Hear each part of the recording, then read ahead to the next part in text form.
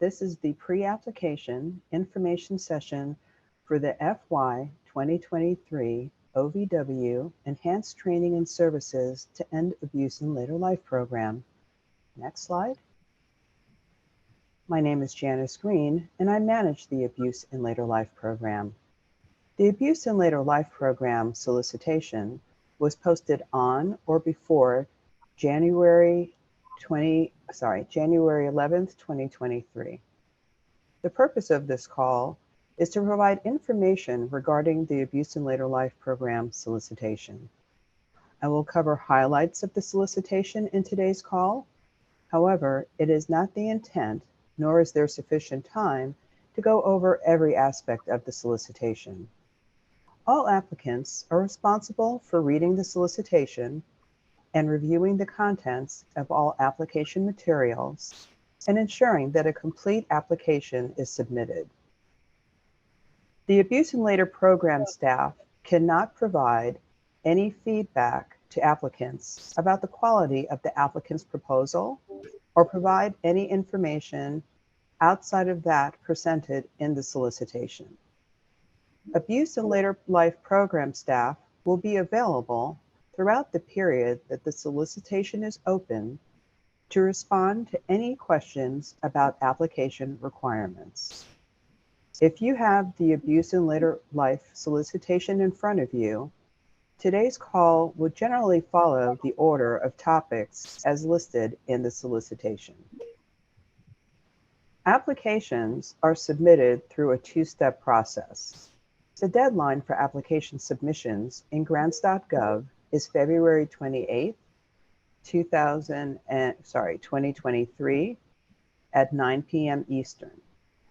The deadline for application submissions in the Just Grants system, also known as Just Grants, is March 2nd, 2023 at 9 p.m. Eastern Time.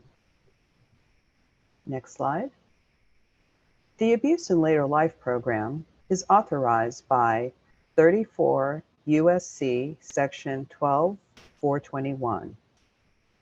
In fiscal year 2023, OVW will fund projects that support a comprehensive approach to addressing domestic violence, dating violence, sexual assault, stalking, neglect, abandonment, economic abuse, or willful harm committed against victims who are 50 years of age or older.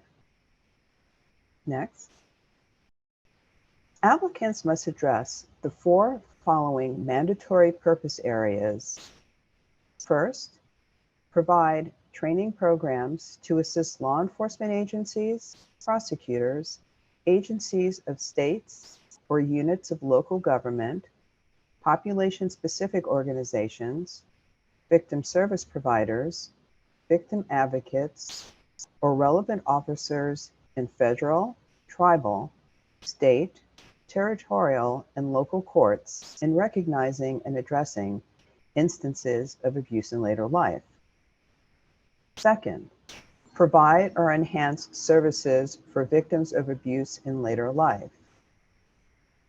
Third, establish or support multidisciplinary collaborative community responses to victims of abuse in later life. And fourth, conduct cross-training for law enforcement agencies, prosecutors, agencies of states or units of local government, attorneys, healthcare providers, population-specific organizations, faith-based leaders, victim advocates, victim service providers, courts, and first responders in order to better serve older victims. Applicants may address the following two permissible purpose areas. First, provide training programs to assist attorneys, healthcare providers, faith-based leaders, community-based organizations, or other professionals who may identify or respond to abuse in later life. Second, conduct outreach activities and awareness campaigns to ensure that victims of abuse in later life receive appropriate assistance, pursuant to 34 USC Section 12-421 1D. Activities under this purpose area are limited to 10% of total award funds.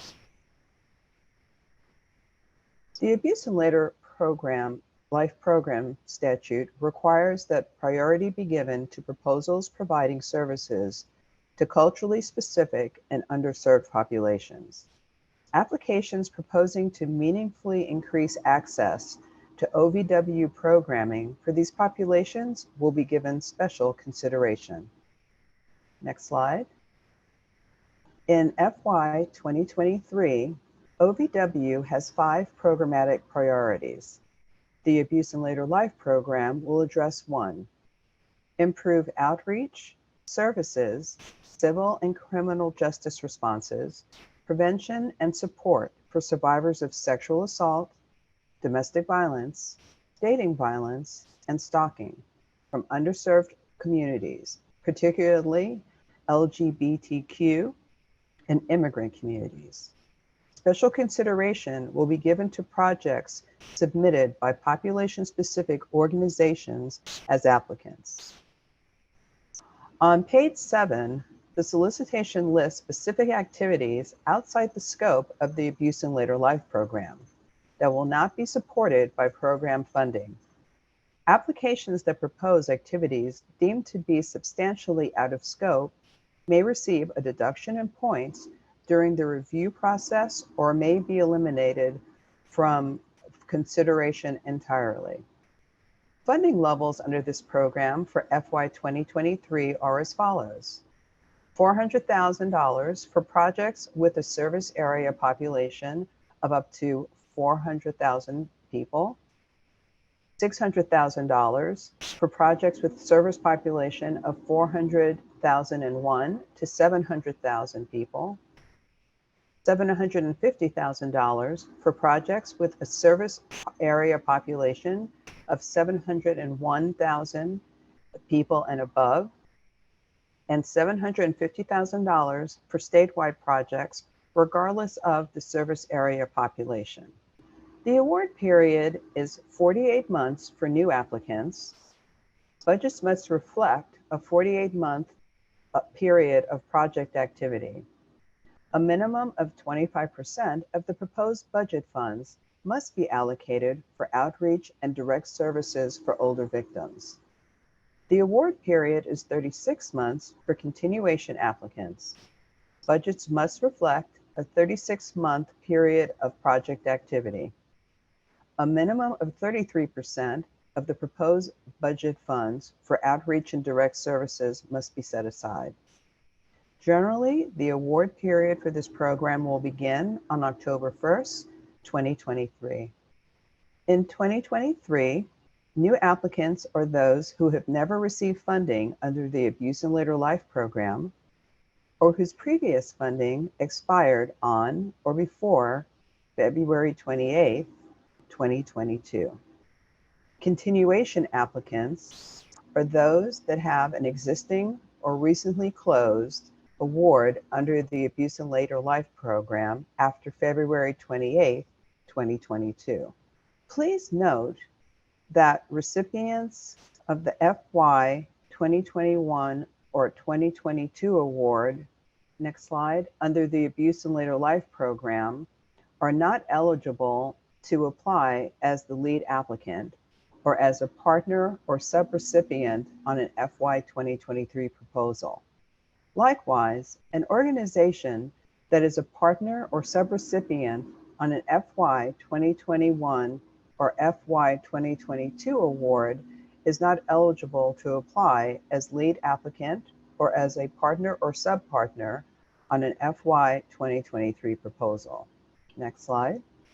Current grantees with a substantial amount of unobligated funds remaining at the end of the award period, 50% or more from their previous award as of March 31st, 2023, who do not have an adequate justification may not be considered for funding or may receive a reduced award if selected for funding in 2023. Next, there are a number of mandatory program requirements for grantees of the Abuse in Later Life program. New applicants must engage in the following mandatory activities in the training and cross-training purpose areas. They must send representatives from their 4 required MOU partners and a project coordinator to new grantee orientation. They must send a multidisciplinary training team with representatives from the 4 required MOU partners and a project coordinator to the law enforcement training of trainers training. The team must return to the community and redeliver an 8-hour law enforcement trainings for law enforcement in the project area. This training will use a curriculum that has been developed by experts and approved by OVW. Applicants must include funds in their budgets to bring national experts to their communities to provide advanced law enforcement training on the local level for detectives and investigators. The training also uses a curriculum that has been developed by experts and approved by OVW. Each applicant must receive commitments from their prosecutor's office in the jurisdiction where their project will take place to send prosecutors to attend the National Institute on the Prosecution of Elder Abuse, which is a 3-day course designed to challenge prosecutors to reevaluate their approach to prosecuting elder abuse cases. Each applicant must agree to encourage judges in its jurisdiction to attend a 4-day National Judicial Institute on elder abuse, neglect, and exploitation. This commitment to encourage must be detailed in the Memorandum of Understanding, or MOU. Each applicant must agree to send representatives from 2 MOU partners, one from the victim service provider and one from the program or agency with demonstrated experience in assisting individuals in later life, and the project coordinator to a 3-day direct services training of trainers event on providing services to older victims. That team must return to the project area and redeliver 8-hour direct service cross trainings. Participants will be required to travel in order to attend the national events. That includes orientation, the law enforcement and direct service training of trainers events, and the prosecutors and judicial institutes. Each applicant and its projects partners must agree to conduct a local full-day cross-training event known as the Kickoff and Community Coordinated Community Response Events. These takes place as a half-day kickoff event to help various disciplines develop a better understanding of the role that each field plays in addressing abuse in later life. The second half of the day is a coordinated community response, or CCR, event to meet and discuss the role that the CCR will play in implementation of the project. The trainers, including the travel costs for the trainers for this event, will be provided by OVW Abuse in Later Life Program's technical assistance provider. Grantees will be responsible for providing a venue for this local event. Next, continuation applicants must send representatives from the 4 required MOU partners and a project coordinator to grantee orientation. Continuation grantees will be permitted to participate in training based on the needs of their community projects. However, they will not be required to conduct training activities. Applicants should clearly identify, if they are going to do training, which trainings their projects will include, and detail why additional training is needed. Funds should be included in the budget to cover the costs associated with participating in the chosen trainings. Next, both new and continuation applicants must agree to establish or support a multidisciplinary collaborative community response to abuse in later life. That includes domestic violence, dating violence, sexual assault, and stalking. New applicants must agree to engage in a two-phase effort to provide services to older victims and detail these efforts in their MOU. All new applicants are required to allocate a minimum of 25% of their proposed budget to outreach and direct services for older victims.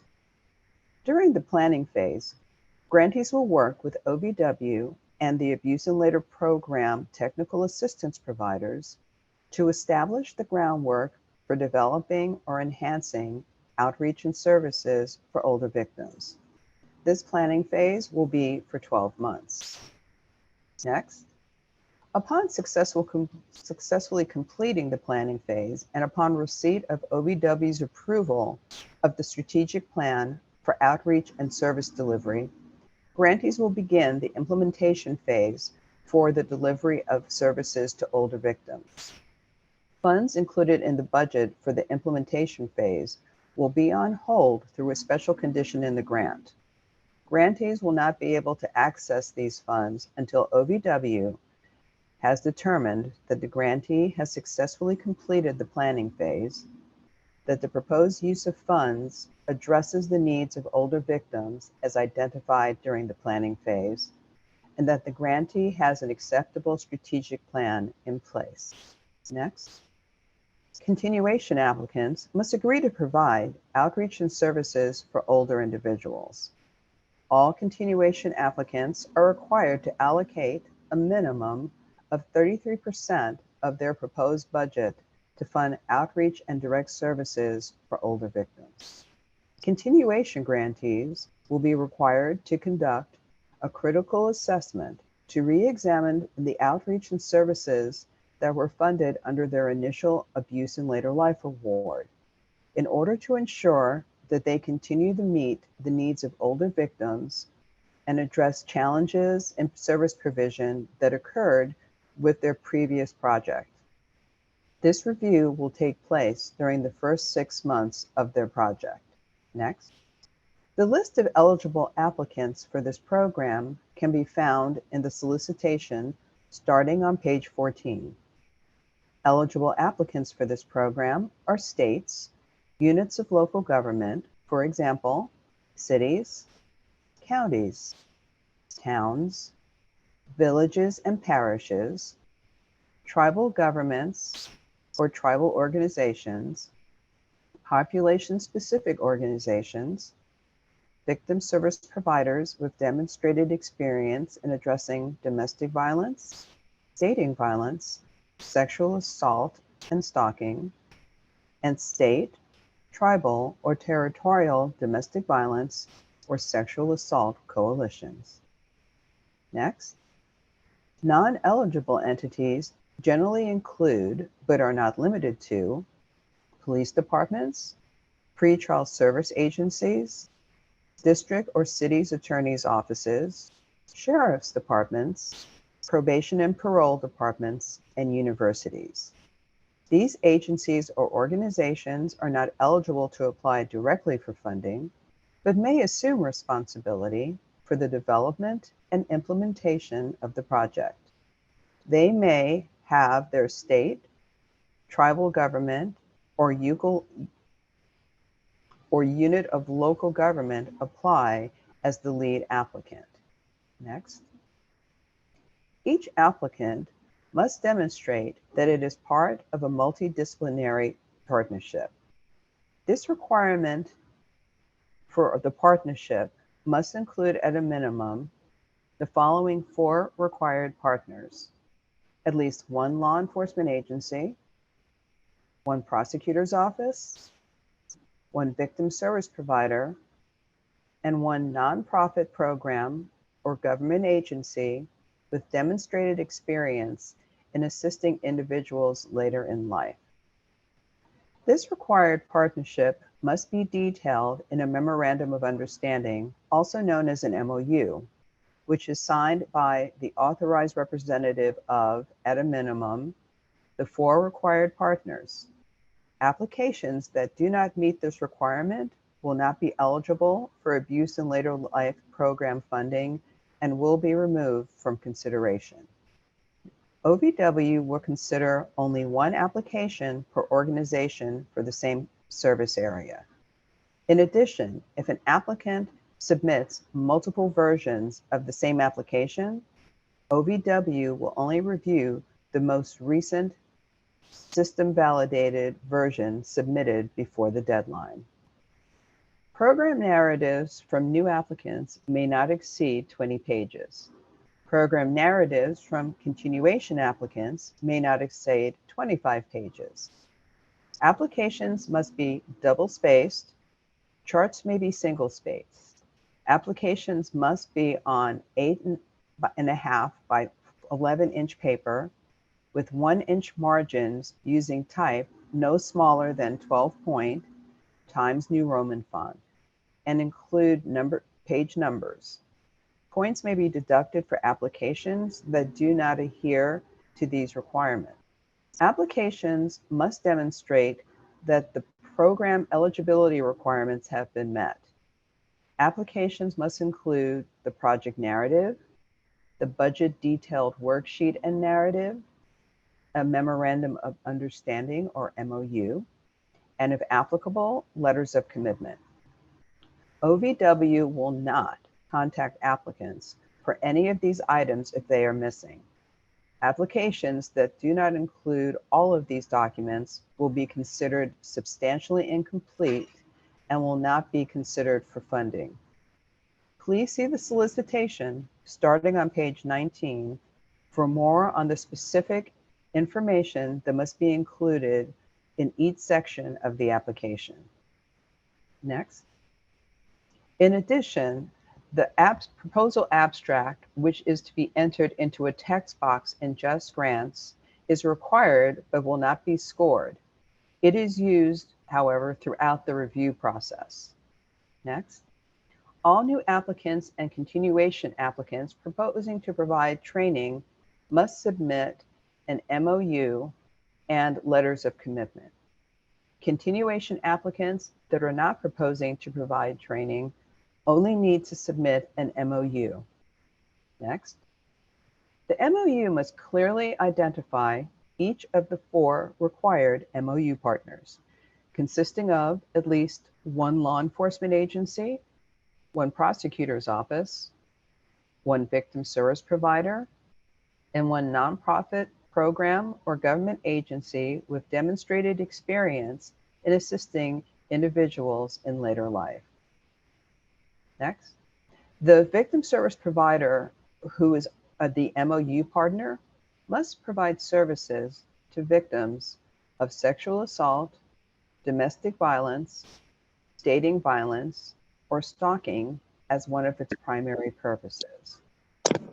The nonprofit program or government agency with demonstrated experience in assisting individuals in later life must provide services to victims of elder abuse, neglect, or exploitation as one of its primary purposes. Next.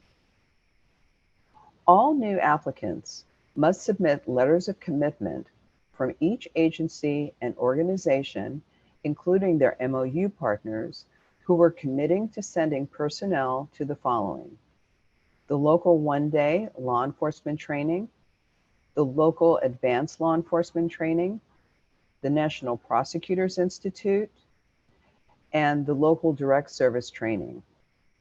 Continuation applicants that propose to conduct training must submit letters of commitment for the trainings that they are proposing as part of their project.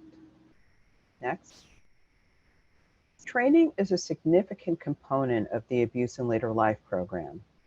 It is important for a sizable number of law enforcement, prosecutors, victim service providers, and other professionals to be trained to increase the number of professionals able to recognize the signs of elder abuse and connect older victims with appropriate services.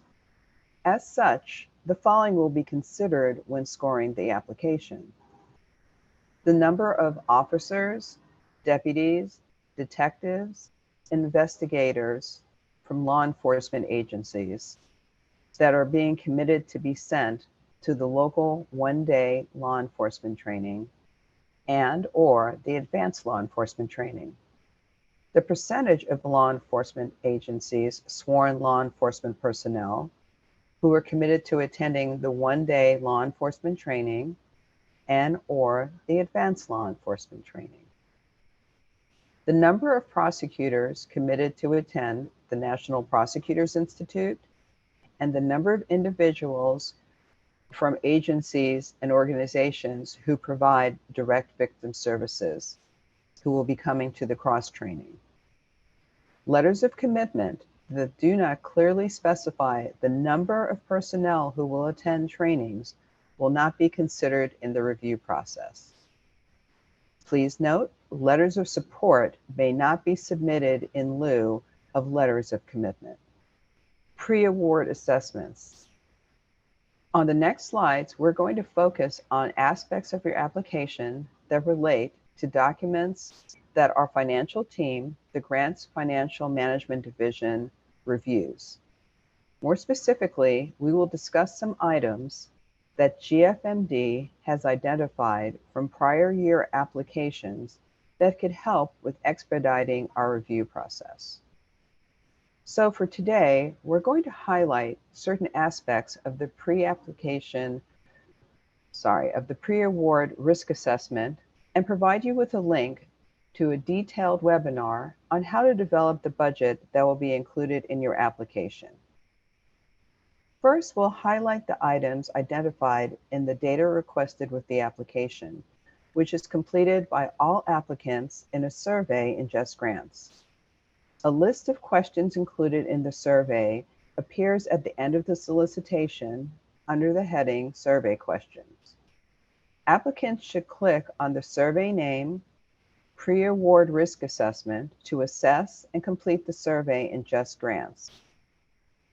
Specifically, 3 items that I would like for us to highlight today are the nonprofit requirement, the single audit response, and the IRS 3-step safe harbor procedure. If you are an eligible victim service provider to receive training and services to end abuse in later life program funding, you are required to submit a determination letter from the IRS that recognizes your organization's tax-exempt status. OVW cannot make an award to any nonprofit organization that does not submit a 501c3 determination letter. We highlight this specifically because applicants are not including this part of their application, and this further delays GFMD's ability to review applications. Please ensure that if applicable, that this document is included. OVW requests that all applicants provide a statement as to whether they have expended $750,000 or more in federal funds during their last fiscal year. If you have, then you will indicate that and also specify the end date of your last fiscal year. However, GFMD is finding that applicants do not always include all of this information. Please ensure that this question is answered in its entirety on the data requested with the application survey, question number 3. Another item which I'd like to highlight is from the solicitation is specifically for nonprofit organizations. If you use the IRS's 3-step safe harbor procedure to determine your executive's compensation, you are required to provide a disclosure letter. On page 21 of the solicitation, we provide further details and a link to a sample letter. Note that there are 4 required parts of this disclosure letter. The sample letter provides outlines for all 4 parts, so please be sure to follow the sample and provide a response for each of the 4 pieces. The next item that I would like to discuss is the pre-award risk assessment survey. which assists GFMD during their pre-trial abstract assessment review for all applications. Each applicant must prepare a response to all 11 questions, and each of the 11 questions has multiple parts. GFMD has noticed from prior years that applicants did not always fully answer all parts of the 11 questions. In turn, this requires GFMD to reach out to the applicant, which may delay funding decisions. Some of the most common issues that GFMD has encountered has been, for example, on question number 2, where the applicant indicates that they do indeed have internal policies, but they don't provide a brief list of topics covered by those policies and procedures. On question number 3, some applicants fail to provide a brief summary of the organization's process for tracking expenditures, and more specifically, whether or not it tracks budgeted versus actual expenditures. These are just a few examples, but in general, please make sure that you read each piece of each question and provide a full and comprehensive response to each question. Next. This slide will quickly highlight some resources that are available as you're creating the budget to be submitted with your application. Over the last couple of years, GFMD has developed a detailed webinar presentation on how to develop a budget to be submitted with your OVW application. This presentation addresses some of the challenges that you may face with your budgets and provides some insight on OVW's budget review process. This webinar can be found at the link on this page. Additionally, the Just Grants page has resources on completing the web-based budget in Just Grants. Up next is the Uniform Guidance, which can be found at 2 CFR 200. Use your favorite search engine to find this one. And other resources include the DOJ Financial Guide and the Abuse in Later Life solicitation itself. Next. We know this can be a lot of information to process. So if you find that you have any questions about the GFMD information just discussed, please feel free to reach out and contact the GFMD Help Desk at 888-514-8556.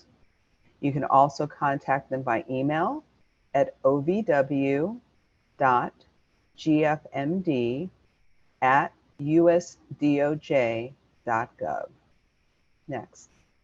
Applicants may find this funding opportunity on grants.gov by using CFDA number, grants.gov opportunity number, or the title of this solicitation, all of which can be found on the title page of the solicitation.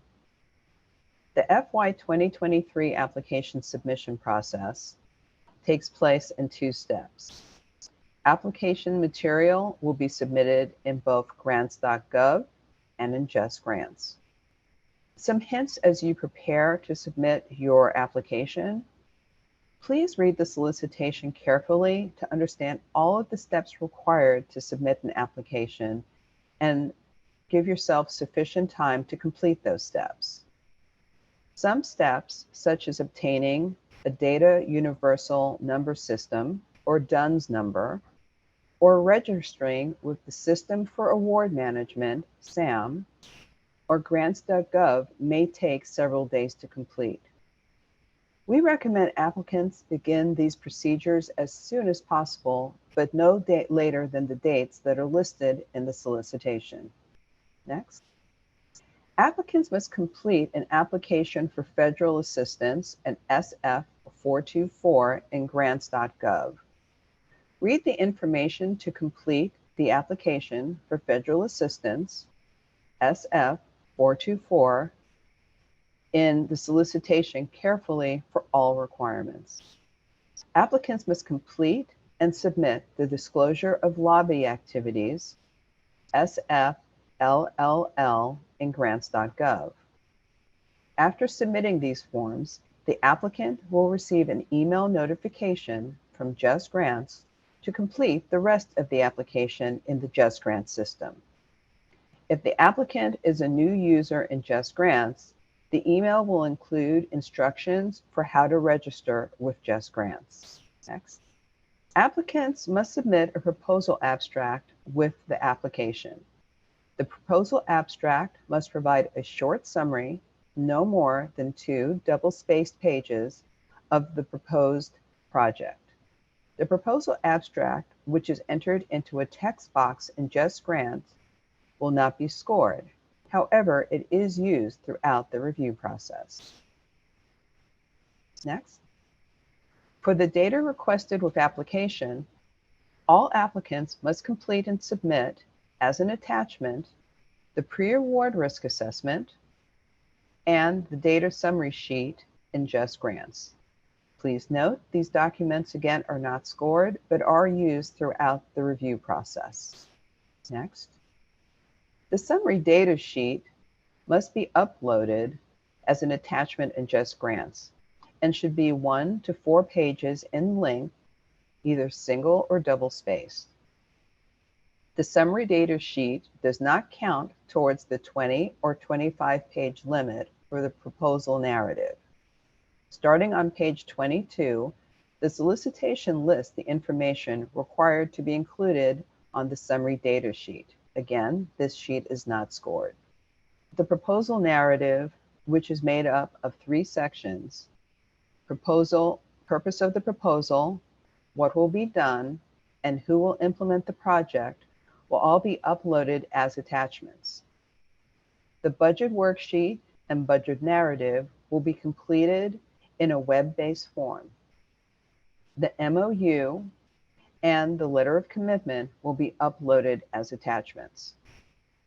Read the solicitation carefully for other documentation required for all applications when applicable. Next.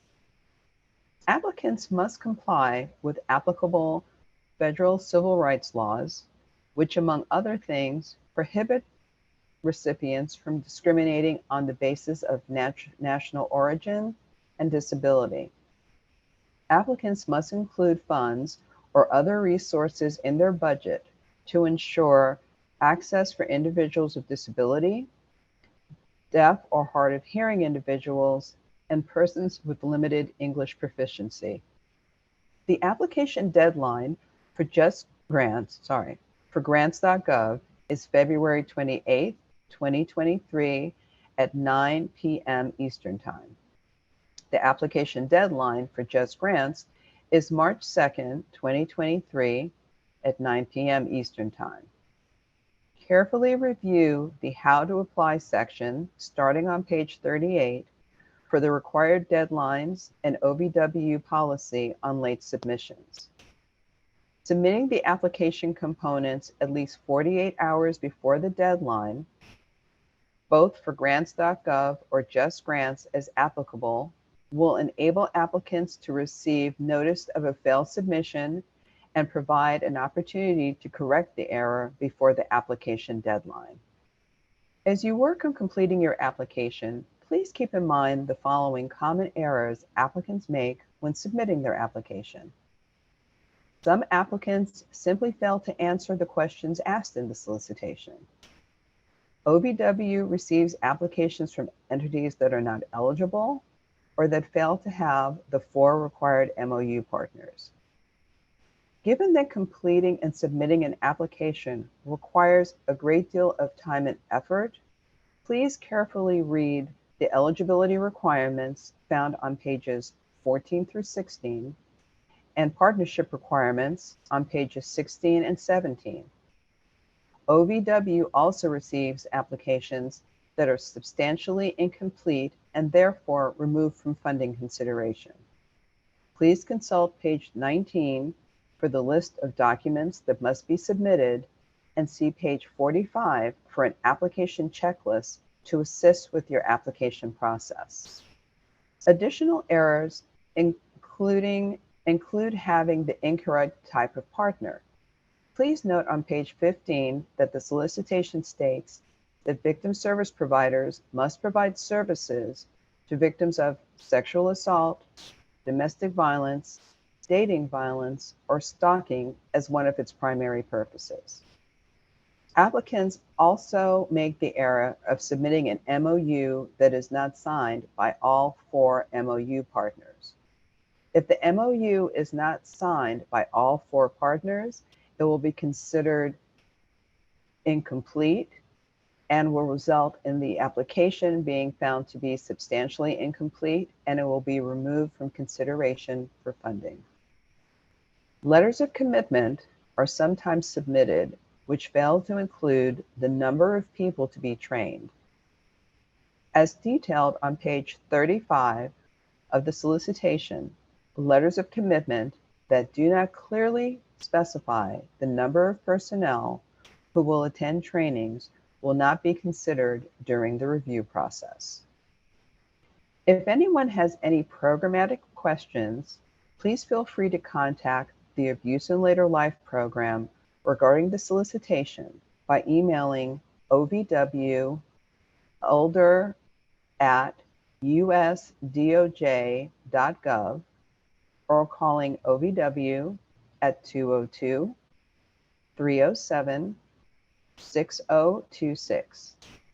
If you have financial questions, please direct them by email to ovwgfmd@usdoj.gov or call 202-307-6026.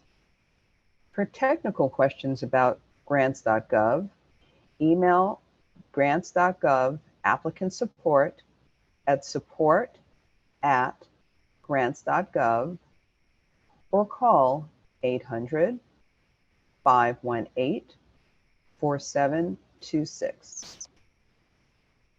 For technical questions about the OVW Just Grant Support, email OVW Just Grant Support at usdoj.gov, or you can call 866-655-4482. This concludes the informational part of the Training and Services to End Abuse in Later Life program presentation. If anyone has any questions, please feel free to put the question in the chat box, or you can raise your hand and we can open the mic so that you may ask your question. Thank you, Janice. This is Kate, by the way. Would you like me to go ahead and unmute participants so they can ask questions or have them raise their hand? It looks like we've got a question from Emily in the chat. Okay, let's see. So I've got a question from Danny. Are legal services nonprofits eligible? The reason I'm pausing is we're in the middle of a legal change with the programs. So at this point in time, legal services cannot be provided through this program except in a very limited manner. So for example, funds can be used to provide assistance with stopping a situation. So for example, if someone is having a situation where they are being financially abused using a power of attorney, legal fees can be paid to help deal with that. Or if someone is in need of a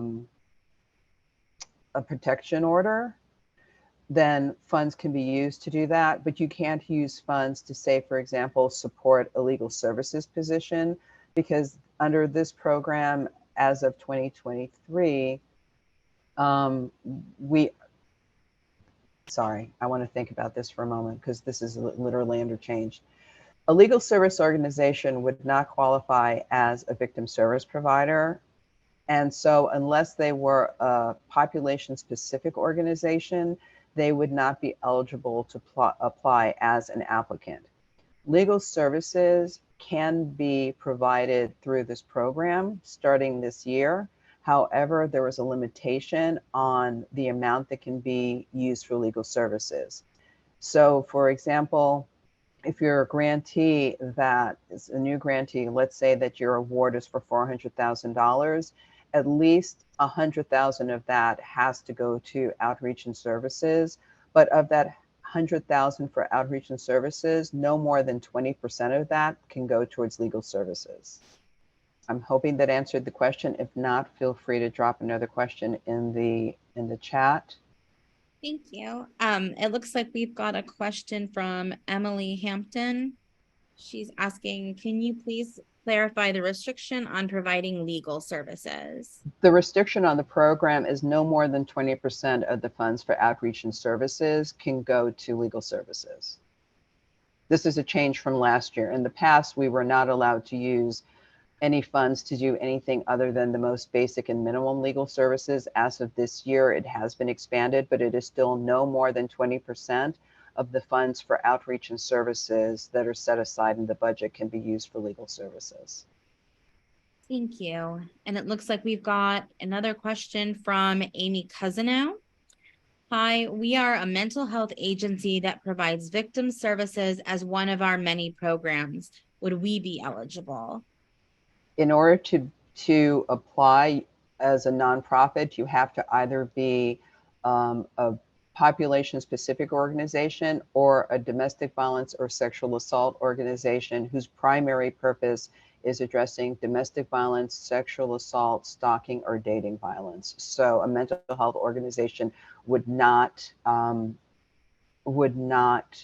be considered a victim service organization and therefore would not be eligible to be the primary applicant. That's not to say that they could not be a partner, an MOU partner on a project, but they could not be the primary applicant. Thank you. We've got a question from Robin James. If awarded during the planning phase, can we not charge the grant for time spent by staff for the 12 months? Will we have to wait to the implementation phase to draw down the funds? You can charge, so for example, your project has a project coordinator. You can charge project coordinator's time to the project. However, until you cannot begin to provide services until your outreach and services plan has been approved and those funds released. Thank you. We've got another question from Nicole Nielsen. Am I understanding correctly that universities cannot apply for this grant? That is correct. Thank you. From Shannon Schaefer, as a continuation grantee, would we have to do the same required trainings as we did in the first grant period? You would not have to do training. Is for continuation grantees, training is optional. The only thing that continuation grantees are mandated to do, they must still have their coordinated community response and they must still provide services, but continuation grantees are not required to do any trainings. It's optional. Thank you, Janice. From Meredith Gregory, the solicitation says that the budget must include a minimum of 25% for outreach and services, and only 20% of that can be used for legal services. Is there a maximum amount of the budget that can be directed to outreach and services? There's not a maximum amount, but all projects have to have a project coordinator. There are multiple trainings that you have to go to. So by the time you budget for a project coordinator, by the time you budget for the travel, etc., that's required under the grant, that will determine how much is left that you could budget towards outreach and services. Thank you. From Kimberly Zackerson, we've got, can your project coordinator also double as one of the required partners? That's a hard question. I'm misunderstanding the question because the MOU partners are organizations, whereas the project coordinator is a person. So that's why I'm having a problem understanding that question. So you have to have a law enforcement agency, a prosecutor's office, a victim service provider agency, and another organization that focuses on older individuals. One of those agencies can have the project coordinator work out of, I mean, one of those agencies would most likely have the project coordinator working from that organization, but the partners are organizations. So that's why I'm sort of struggling with that question. Thank you. I'll keep an eye out in case she adds more in the chat. From Shannon Schaefer, do continuation grantees need to have all the same MOU partners we had during our initial grant period? You don't have to, but you would need to detail or explain if you're still working in the same area, then you would need to explain in the application what changed and why it changed as far as your partners are concerned. From Carol Olson, her question is, if the university has a nonprofit designation and has a collaboration with a nonprofit hospital, does that work? No, because in order to apply as a nonprofit, there are only two types of organizations that can apply as a nonprofit. One is a population specific organization, and the other is a victim service organization. Thank you. From Dottie Libers, we've got, our agency provides services primarily to older adults, including elder abuse prevention. We are a nonprofit. Would we be considered under the population specific organization? Possibly. We'd have to have a conversation about when you say primarily, what primarily means. And that's something that you can feel free to email me, and we can set up a call to have that conversation to clarify. Thank you. We have another question just confirming that universities are not eligible to apply. That is correct. Thank you. From Kimberly Zacharson, we've got, to clarify, can the main prosecutor who would be attending all the required trainings also be the project coordinator? In theory, that's possible, but realistically speaking, the project coordinator is almost always a full-time position. And so unless you're going to have a prosecutor no longer prosecute cases and work solely as a project coordinator, that would not be possible. Thank you. And Carol Olson has a follow-up question. We have a victim service organization within the university, or can we apply on the hospital side, which is still a victim service program? The fact that a hospital has a victim service program does not make it a victim service organization. And so therefore it would not be a victim service provider, and therefore would not be eligible. I'd have to look specifically at the information about the victim service organization within the university. But if it's, for example, like unless it's a completely separate nonprofit, the answer would probably be no. But again, you feel free to email me with additional information if you care to discuss further. Thank you, Janice. And it looks like that is the end of the questions that have been left in the chat. Do you want to give it a couple more minutes in case anyone else has another question? Sure, we can give it a minute. Thanks. Not a question, but Robin James just says, thank you for the great information today. No, thank you all for joining us. Well, thank you from Heather Ross. It doesn't look like there are any more questions for today. Okay. Then I think that we can end the call. Thank you, everyone, for coming today. We appreciate your time.